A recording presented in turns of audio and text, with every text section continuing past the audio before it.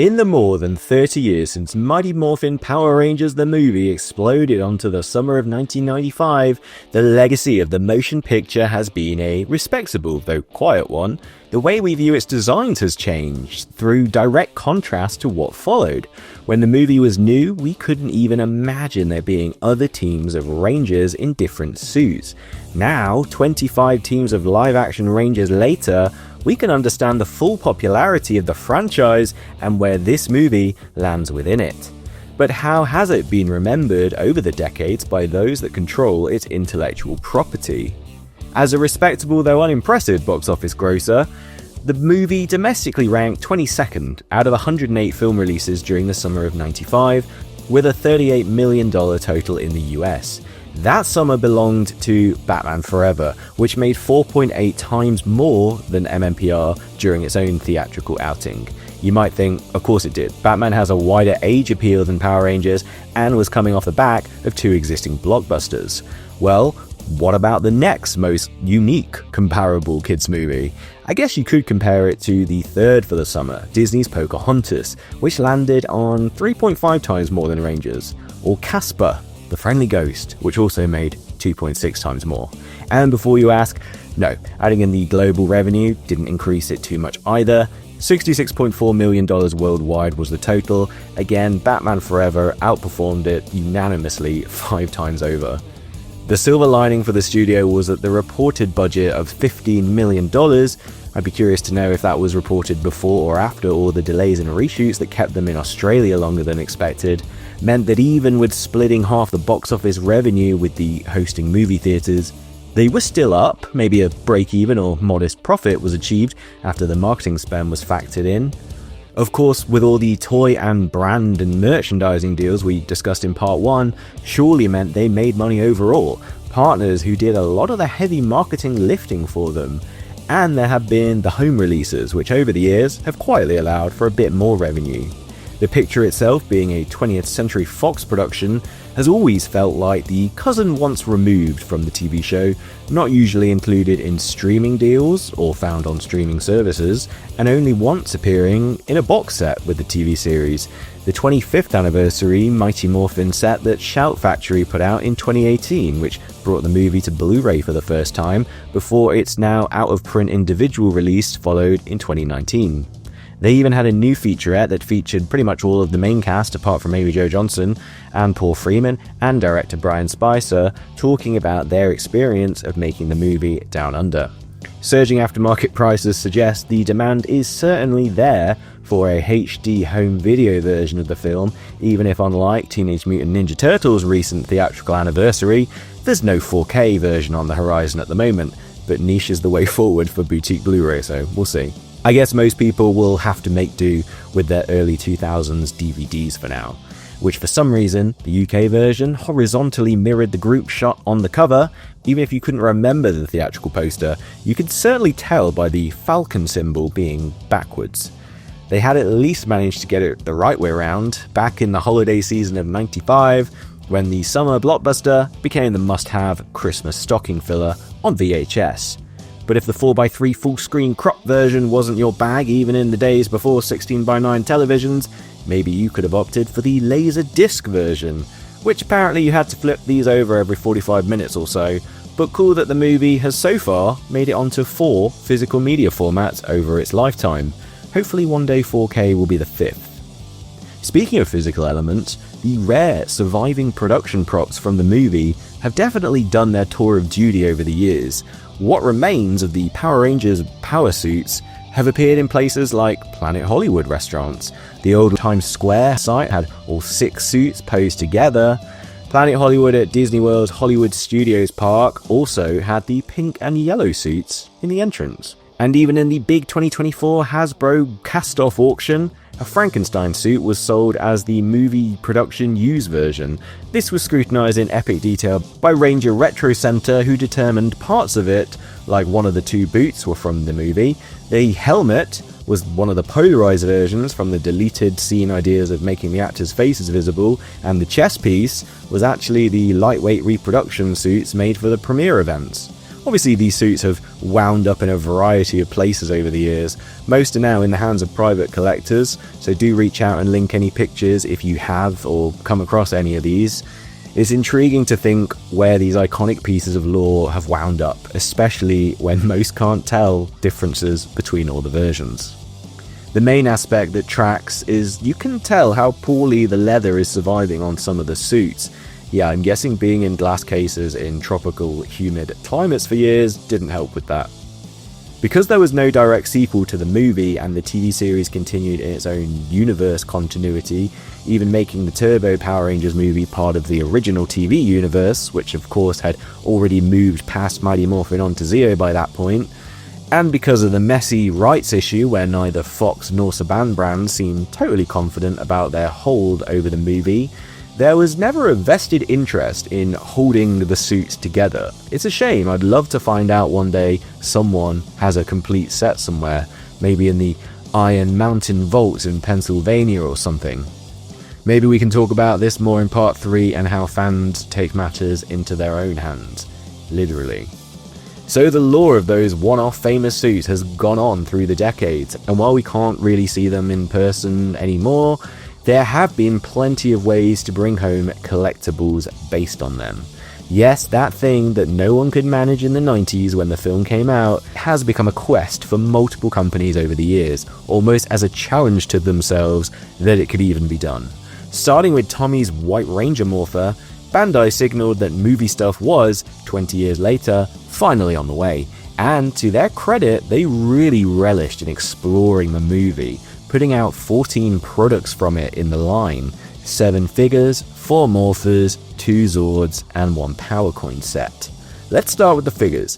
As we know, Bandai hadn't done the suits justice during the movie's OG release, opting for the chromed, non-automorphins and 8-inch figures instead. Cheap, cheerful, and who's to know, right? Not like we obsessing fans were quietly computing why the toys our parents bought us were only movie toys in logo alone. The movie suits hilariously made the action figure chest medallion symbol thing canonical, and while it looked a bit funny having the same animal symbol on their chest and repeated on the coin on their waist, you wouldn't have been able to see the power coin detail on your screens back then anyway, so kinda made sense. But while one design choice was more similar to the toys, another obvious thing was very different.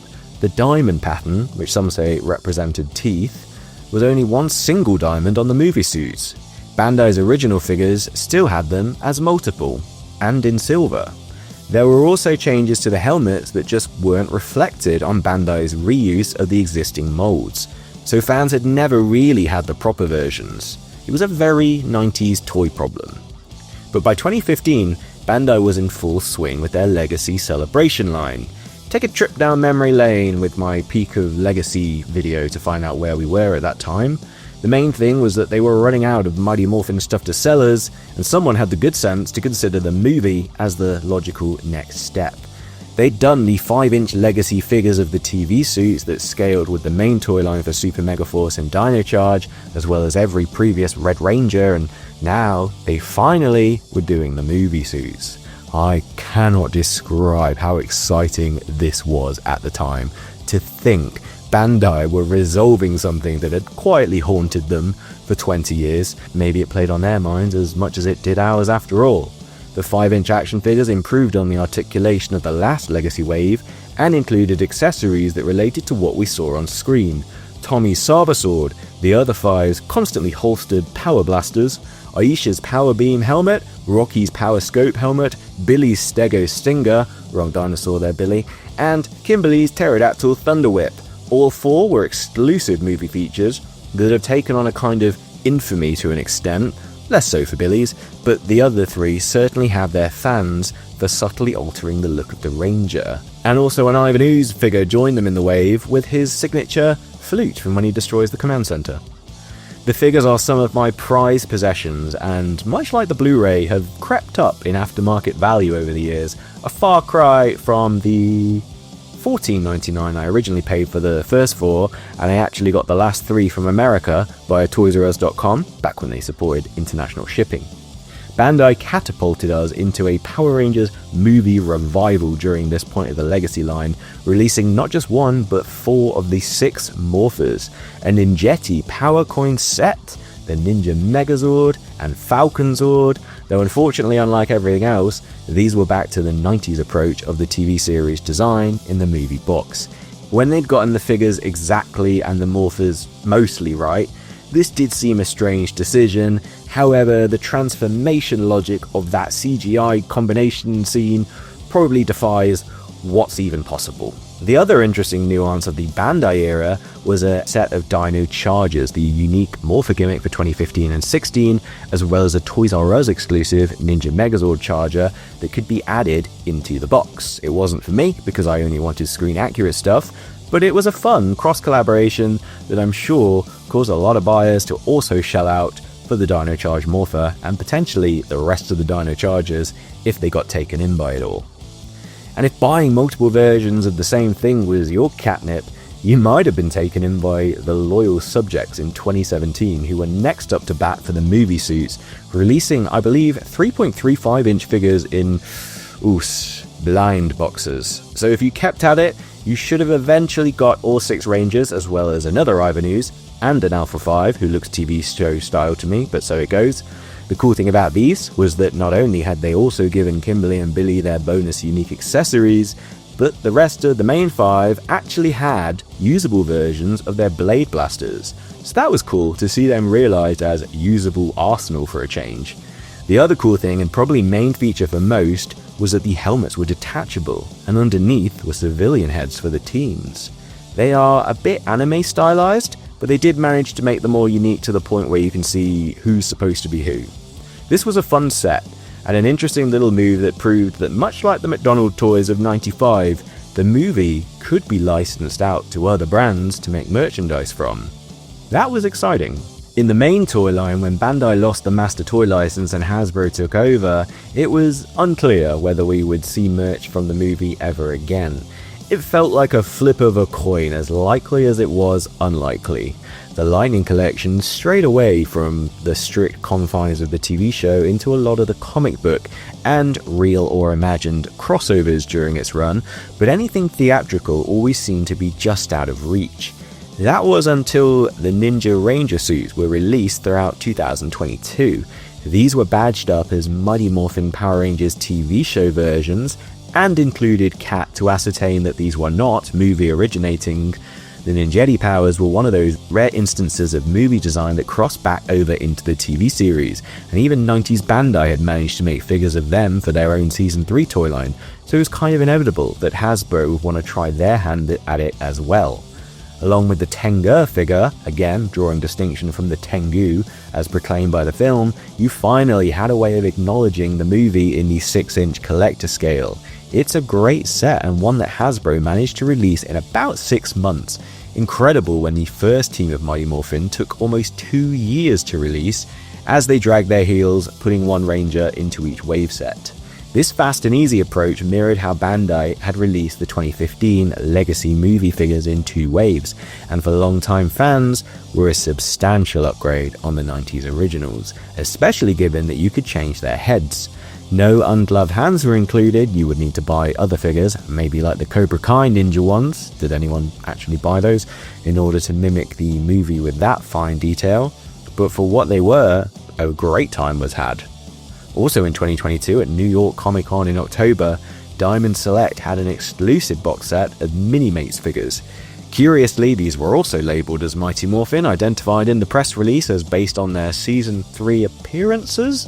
Yet unlike Hasbro's Ninja Rangers, which you could argue were the Season 3 TV show versions, all 6 of these figures were indisputably in their Power Ranger movie suits. It came in a box designed to look like a, well, they say DVD case, but I think it just as easily could have been a VHS case given the thickness of it.